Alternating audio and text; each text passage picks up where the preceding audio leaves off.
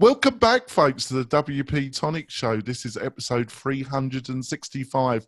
I know it's a little bit of a cliche with me, but we really have got a special guest with us, somebody that I've been following for many a year. That's Ryan Carson from TreeHouse.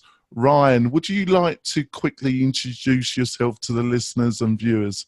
I'd love to, and thank you for your very generous introduction. My name is Ryan Carson, born and raised in Colorado Springs, Colorado in America.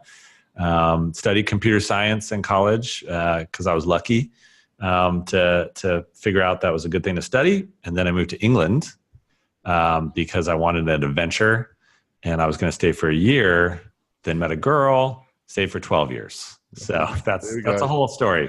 And ended up starting TreeHouse, which is an online school. We teach people how to code. We also now help businesses build and hire diverse, balanced engineering teams. Because as we all know, diversity and balance is a very rare thing in tech these days. So that's us. True. And I've got my great co-host, Cindy Nicholson. Like to introduce yourself quickly, Cindy? Sure. Hi, everyone. It's Cindy Nicholson from thecoursewhisperer.com. So I help people that want to create their online courses. Right. And I'm the founder of WP-Tonic. We help you with learning management systems, membership sites built on WordPress, which operates 30% of the internet. So that should be good, shouldn't it? Before we go into the interview, I want to quickly mention one of our major sponsors, and that's Kinster Hosting. Kinster Hosting only specialize in WordPress hosting. They're big enough to have all the bells and whistles, but small enough to still care. They host the WP-Tonic website. They've been a major sponsor of the show for over 2 years. They're great people. You get 24-hour specialized tech support. They really know their business. They use Google Cloud as their backbone of their server network, so it's top-notch server technology that's utilized to host your website. You get all the bells and whistles, staging site, latest version of PHP.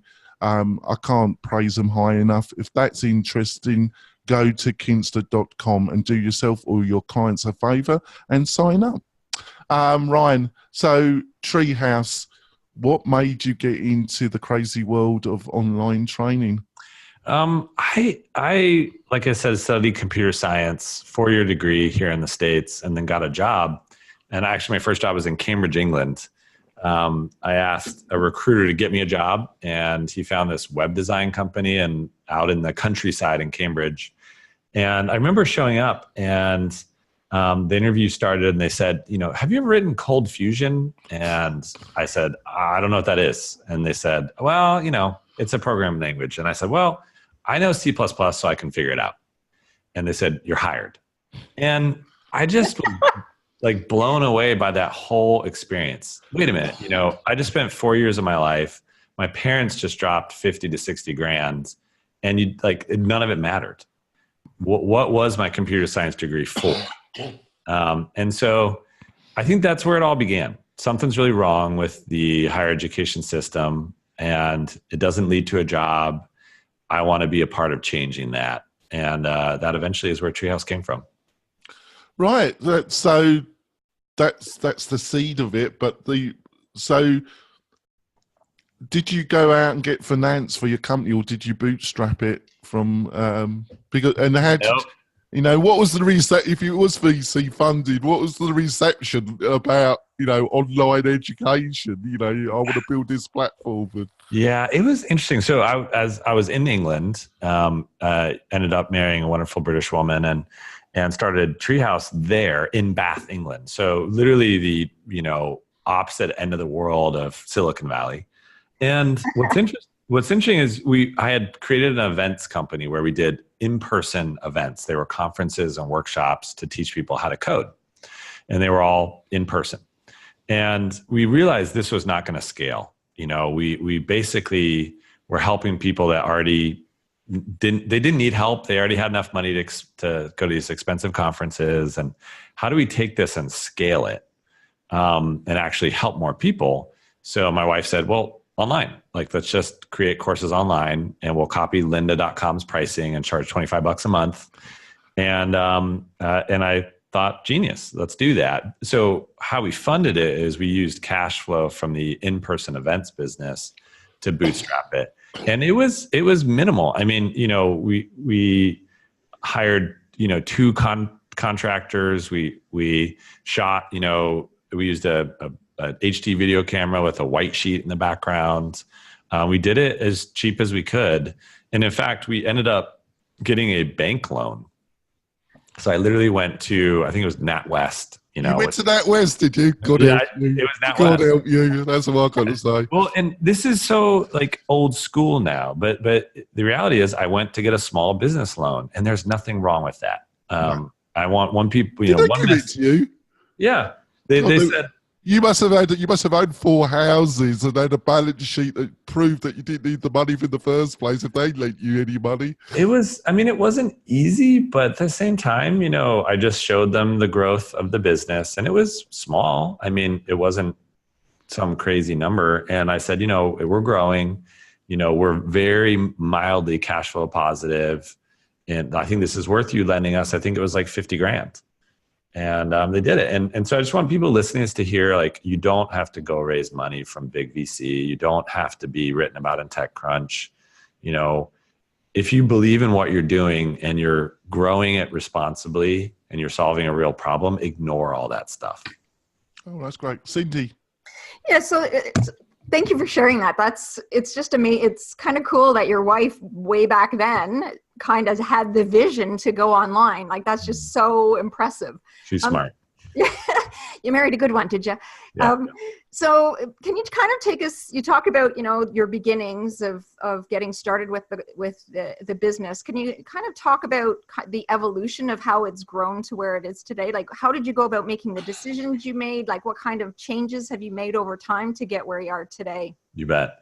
So you heard the starting story of the business. The way we did our first marketing push was we actually told our event attendees about it. So we kind of sponsored our own conference. And so the message there was, we spent a lot of years building a community, and then we launched the product into it. So it's the classic overnight success that took 7 years to build, right? So we did that, and we saw, people sign up on day one, which is encouraging. And actually we got to be kind of, ramen profitable, where we were just covering our costs with a small team. And it was pretty quickly, and I would say maybe 2 months. But it was literally just me, Nick and Jim, our first 2 teachers, and a part-time programmer. Then it kept growing, and we started generating a small profit. And I showed the revenue growth spreadsheet to a friend of mine who happened to be an angel investor, and he said, "I want to invest in that." And I just didn't know what to do. I thought, I don't know how that works. Like, I need to go read a book. So read a book literally about how investing works. And at that moment, I decided, I think I want to raise money because I believe in our mission. And if we're a bigger company and we grow faster, I can help more people. So we decided to say yes to him. And he said, I will tell my friends who are, rich people to invest with me, and I'll help you put together your seed round. And I didn't know what to think about all this. I never encountered any of it, but I ended up saying yes. And that was when we raised our first, I think it was like $600,000 to $700,000 seed round back in 2011. And since then, it's been a very interesting up and down journey. So it's been good, hard, fun, everything. That's great. So I think one of the things that you and your team are really in the kind of learning education industry are well known for is your promotion and the concept of gamification. What led you and your team to look at that concept to rejuvenate your training and the outcomes that you were getting? I think we just felt that learning should be more fun. And we started off very simply, if you could earn points while you're learning, that would be kind of cool. And so it was very simple. You would watch a video, and if you got to the end of it, you would earn points. And that was literally it. And then we realized, badges would be kind of cool. And so we made it so when you completed a course, you got a badge. And we got feedback from our students that this is kind of cool, and they craved getting the badges. So then we added, one thing more, which is a code challenge, where you actually had to code a challenge correctly. The computer kind of grades it. And then if you pass it, then you continue on the course. So we just kept adding more and more elements of reward for good learning behaviors. But it evolves. What we actually learned was that doesn't always work. It's fun, but you may not actually be learning. And so what we did is we ended up putting in projects that were required. And we built a whole new product called Tech Degree. And Tech Degree is basically an online boot camp. It's about 6 months long, takes 2 hours a day. And you have to build a real project. And it actually feels like riding a bike, and it feels like the training wheels get ripped off, because you think, I know how to do this. And then all of a sudden you're facing a blank page and you think, I don't know how to do any of it. And that's where the synapses actually get formed in your brain, because you're taking the content and reforming it into something new. And that was a big learning leap for us. And then you get graded on that project, and people really, really, really want exceeds expectation. They don't want just meets expectation. So we use that as well. So gamification has really been an ongoing thing for us, and it's changed the company, but we're still learning how to help people learn. That's great. We're going to go for our break, folks. When we be back, we'll be talking some more with a bit of a hero of mine, Ryan Carson. We'll be back in a few moments, folks. We're coming back. Cindy's had a good interview. I've just been ill most of the time. But no, I've been chuffed that Ryan came on board for the interview. So, Ryan, what are some of the things that you've learned through the online education process around effective education? Only a slight question, Ryan. Right. Wow, that's like my life for the last 8 years. Sum it up in a sentence. I guess, I've learned a big personal lesson, which is your access to be able to learn is affected by a lot of things that are outside of your control. For instance, what if you grow up with parents that have a computer in your home, or if you see people like you coding, these are all advantages that you have. And so I grew up seeing white men like me, Steve Jobs, Larry Ellison, building big companies, creating wealth, building technology companies. And so it's easy for me to picture myself doing that. And so I ended up learning how to code in high school. And what I didn't realize until recently how privileged I was, to be blunt. And so what we're learning is that if we truly want to empower millions of people, we have to take into account the fact that not everybody starts at the same starting line. And gender comes into this, sexual preference comes into this. There's a lot of stuff that really matters here. So we built a new program called Talent Path that specifically aims to bring more equity into tech. And it's been a really, really eye-opening, sobering experience, but a good one. And so now we're helping companies build apprenticeships that are built on top of our curriculum. And it's just been amazing. It really has been life-changing. That's great. Cindy? That's really cool, and I love your perspective from the fact that just because you are sharing information doesn't necessarily mean that the person is automatically going to learn it, especially when they have all these filters that they're learning it by. So by you looking at it from this perspective, I think you'll have much better opportunity to reach the people who want it. But I'm interested in hearing more about this talent path. Like, how do you go about making things more equitable? So what happened is, I started TreeHouse because I thought making education affordable and accessible would somehow change the system. And yes, to an extent, but not true change. And so, 8 years later, we've taught 850,000 people how to code. I'm proud of that. But you can look around you and the system has not changed. Tech is still white, still male. It's still, nothing seems to have truly changed. So why? So I signed this thing called the Diversity Pledge here in Portland, and it was a government initiative. I view myself as a moral person who believes in these things. So I signed it. And then I just had a moment of clarity and looked at TreeHouse itself, my own employees. And, we had 80 employees at that point, and I realized, you know what? I've hired mostly white men.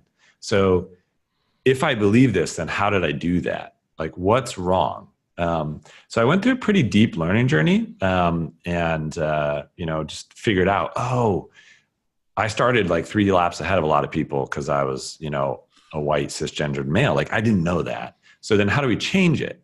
Like, I can't change society.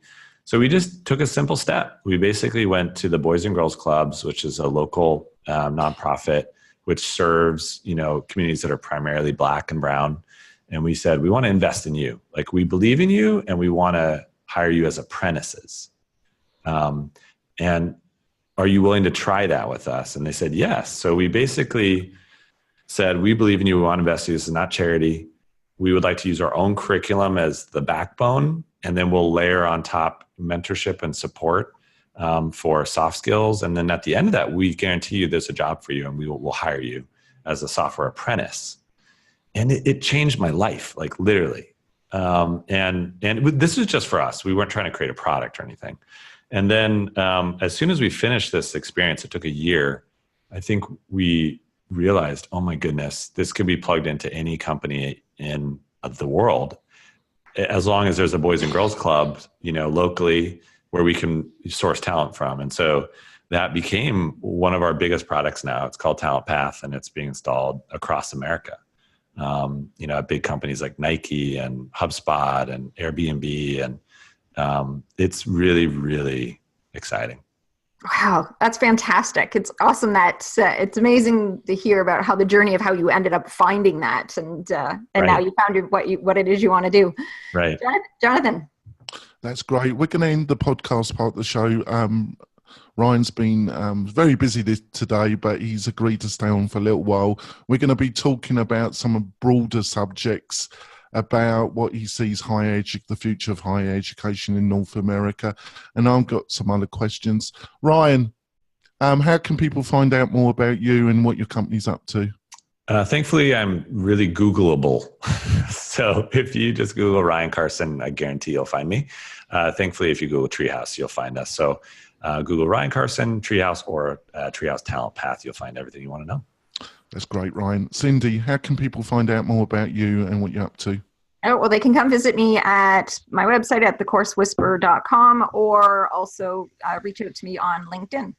That's great, folks. And if you really want to support the show, please give us a review on iTunes. I've been having some interesting discussions with iTunes lately. Their support, they're very polite, but I think I'm getting somewhere after smacking my head on the table.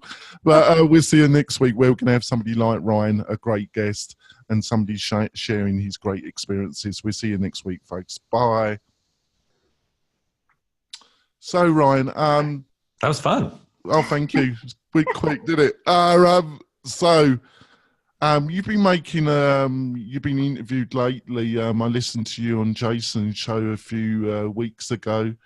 You made some powerful statements about higher education and its future.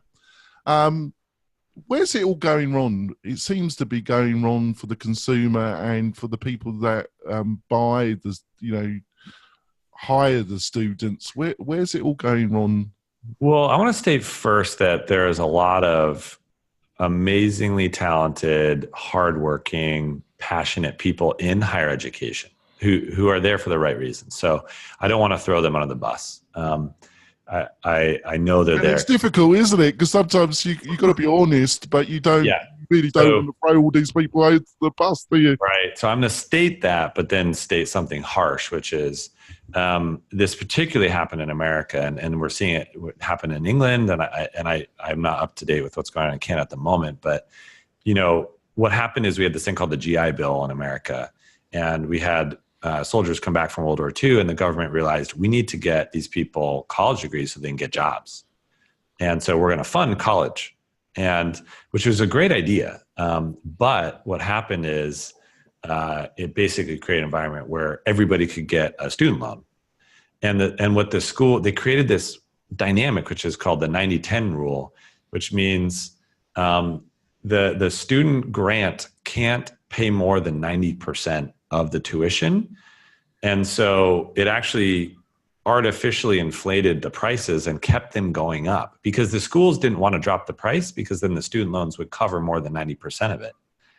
Oh, right. It's one of those government, mandates that made sense sort of, but actually in practice, it evolved the whole system to be the grotesque thing it is today. Everybody can get a student loan. Everybody can go to college, and therefore none of it matters. And so we've ended up in a place where everybody went to college because it used to mean you would get a job. And now what it means is you don't get a job, but you've got the student debt. And so what I say constantly now is actually the future is something like apprenticeship and trade schools where people are learning straight out of high school, grade school, and immediately going to a paid job and actually learning on the job. And then you're going to get your higher education for free from Coursera. And you could actually get that. That'll be a Harvard education and it will be free because Harvard's not going to go out of business because they have a brand. So I think, 50% or more of the kind of mid-tier and below colleges in America are going to disappear, including the one I went to, Colorado State University, because they can't fight Harvard and they can't put people in jobs. So what are they, right?